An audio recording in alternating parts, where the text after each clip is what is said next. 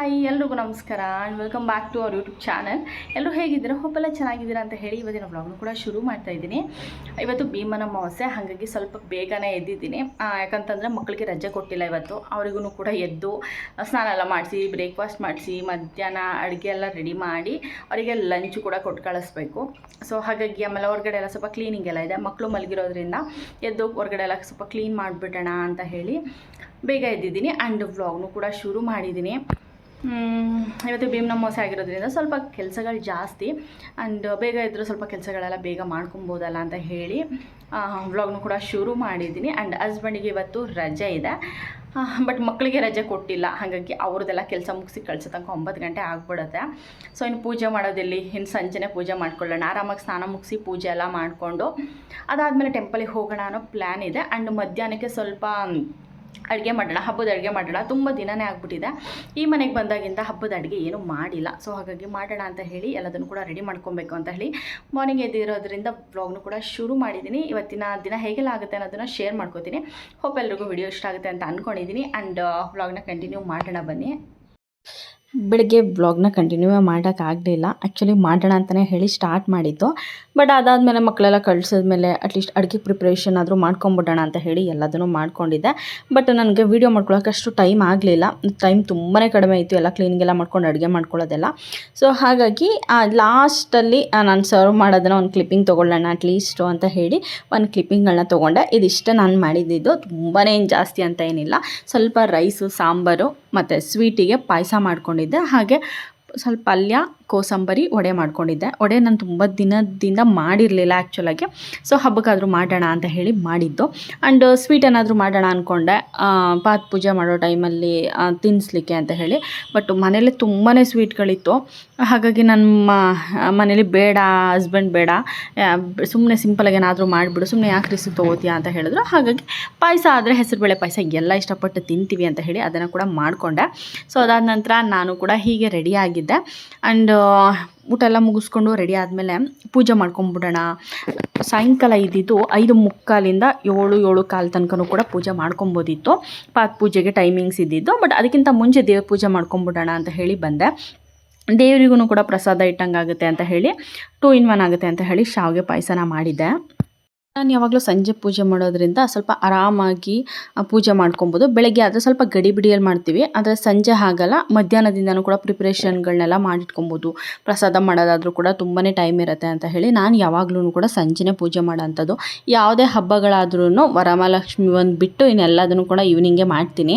ಬೆಳಿಗ್ಗೆ ಟೈಮು ಏನೇ ಆದರೂ 10 ಗಂಟೆ ಆಗಿಬಿಡುತ್ತೆ. ವರಮಹಾಲಕ್ಷ್ಮಿ ಮಾತ್ರ ನೈಟೇ ಎಲ್ಲದನ್ನು ಕೂಡ ರೆಡಿ ಮಾಡಿಟ್ಟು ಬೆಳಿಗ್ಗೆ ಅರ್ಲಿ ಮಾರ್ನಿಂಗ್ ಎದ್ದು ಪೂಜೆ ಮಾಡ್ಕೊಂಬಿಡ್ತೀನಿ.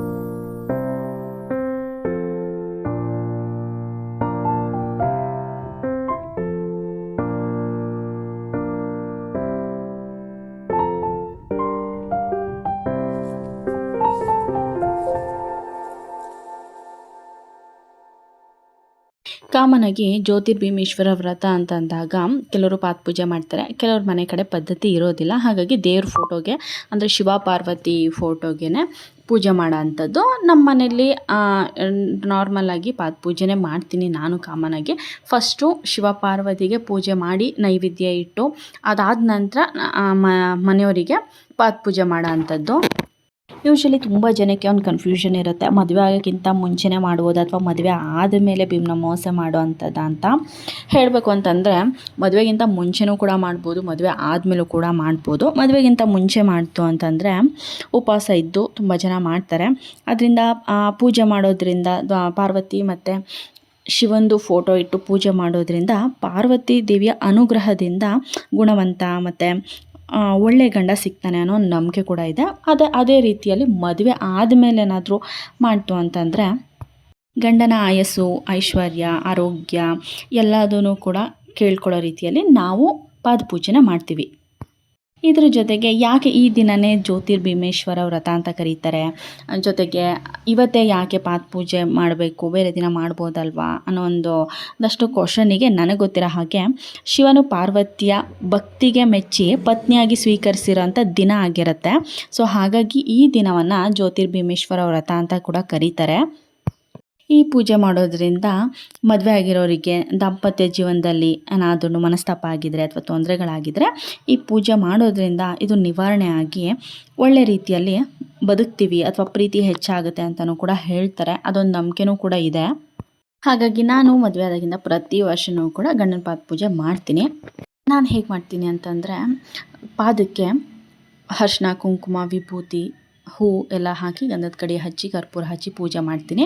ಸೊ ಗಂಧನ ಪಾದದಲ್ಲಿರೋಂಥ ಹೂನ ನಾನು ಫಸ್ಟು ಗಂಧನ ಪಾದದ ಹತ್ರ ಇಟ್ಟು ಅದಾದಮೇಲೆ ಹೂ ಮುಡ್ಕೊಳ್ಳೋ ಅಂಥದ್ದು. ಸೊ ನೆಕ್ಸ್ಟು ಆ್ಯಸ್ ರೆಗ್ಯುಲರ್ ಪೂಜೆ ಎಲ್ಲ ಮಾಡಿ ಲಾಸ್ಟಲ್ಲಿ ಗೌರಿ ದಾರ ಅಂತ ಹೇಳಿ ಅರಿಶಿನ ದಾರ, ಒಂದು ಹೂಗೆ ಅರಿಶಿನ ದಾರ ಕಟ್ಟಿ ಕೈಗೆ ಕಟ್ಸ್ಕೊಳ್ಳೋ ಅಂಥದ್ದು. ನಾವು ಮಾಡಿರೋಂಥ ಸ್ವೀಟನ್ನ ಮನೆಯವರಿಗೆ ತಿನ್ನಿಸೋ ಅಂಥದ್ದು ಇದಾಗಿರುತ್ತೆ. ಸೊ ಯೂಶ್ವಲಾಗಿ ಗೌರಿ ದಾರನ ಯಾಕೆ ಕಟ್ಸ್ಕೋತಾರೆ ಅನ್ನೋದು ಗೊತ್ತಿರಲ್ಲ. ಗೌರಿ ದಾರ ಕಟ್ಸ್ಕೊಳ್ಳೋದ್ರಿಂದ ಮನೆಯಲ್ಲಾಗಿರ್ಬೋದು, ಮನೆಯವರು ಅಥವಾ ಕುಟುಂಬವನ್ನು ಒಳ್ಳೆಯ ನಕಾರಾತ್ಮಕ ಶಕ್ತಿಗಳಿಂದ ರಕ್ಷಿಸುತ್ತೆ ಅನ್ನೋದೊಂದು ನಂಬಿಕೆ ಇರೋದ್ರಿಂದ ಕೆಲವರು ಪೂಜೆಗಿಂತ ಮುಂಚೆನೇ ಕಟ್ಟಿಸಿ ಸ್ಟಾರ್ಟ್ ಮಾಡ್ತಾರೆ. ಕೆಲವರು ಪೂಜೆ ಆದಮೇಲೆ ಲಾಸ್ಟಲ್ಲಿ ಗೌರಿ ದಾರನ ಕಟ್ಸ್ಕೋತಾರೆ. ಅದು ಅವ್ರವ್ರಿಗೆ ಬಿಟ್ಟಿದ್ದು. ಅದಾದ ನಂತರ ಲಾಸ್ಟಲ್ಲಿ ಒಂದು ಆರತಿನ ಮಾಡಿದ್ರೆ ತುಂಬಾ ಒಳ್ಳೆಯದು, ದೀಪದ ಆರತಿನ. ಸೊ ಅದಾದಮೇಲೆ ನಮ್ಮ ಪೂಜೆ ಕಂಪ್ಲೀಟ್ ಆಗಿದೆ, ಗೌರಿ ದಾರ ಕಟ್ಟಿಸ್ಕೊಂಡ ಮೇಲೆ ಅಥವಾ ಆರತಿ ಮಾಡಿದ್ಮೇಲೆ ಕಂಪ್ಲೀಟ್ ಆಗುತ್ತೆ ಅನ್ನೋದು.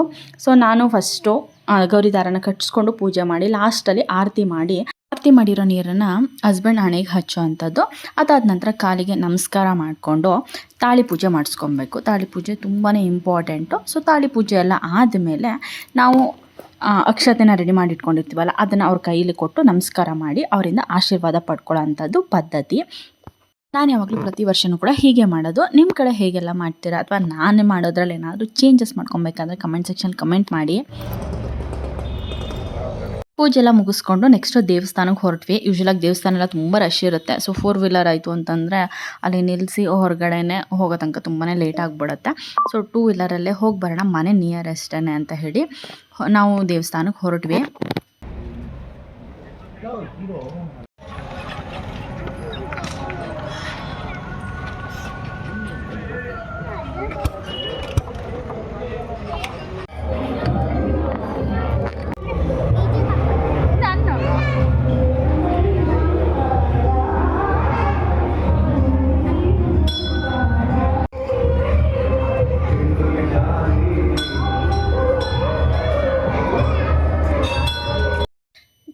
ದೇವಸ್ಥಾನಕ್ಕೆ ಹೋಗಿ ಬಂದು ತುಂಬಾ ಸಮಾಧಾನ ಅಂತ ಅನ್ನಿಸ್ತಾ ಇತ್ತು.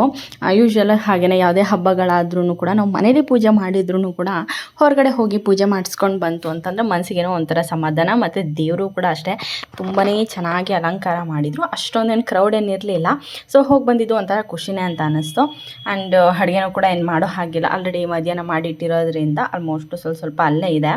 ಆ್ಯಂಡ್ ವಾಯ್ಸು ಕೂಡ ಸರಿಯಾಗಿ ಕೇಳಿಸ್ತಾ ಇಲ್ಲ. ನನ್ನ ಮಕ್ಕಳು ತುಂಬಾ ಕಿರ್ಚಾಡ್ತಾಯಿದ್ರು, ಹಾಗಾಗಿ ವಾಯ್ಸ್ ಓವರ್ ಕೊಟ್ಟೆ.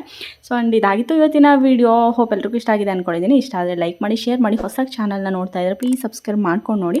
ಆ್ಯಂಡ್ ಹೀಗೆ ಸಪೋರ್ಟ್ ಮಾಡ್ತಾಯಿರಿ ಅಂತ ಹೇಳ್ತಾ ಸಿಗೋಣ ಒಂದು ಹೊಸ ವೀಡಿಯೋದಲ್ಲಿ. ಅಲ್ಲಿ ತನಕ ಎಲ್ರಿಗೂ ನಮಸ್ಕಾರ.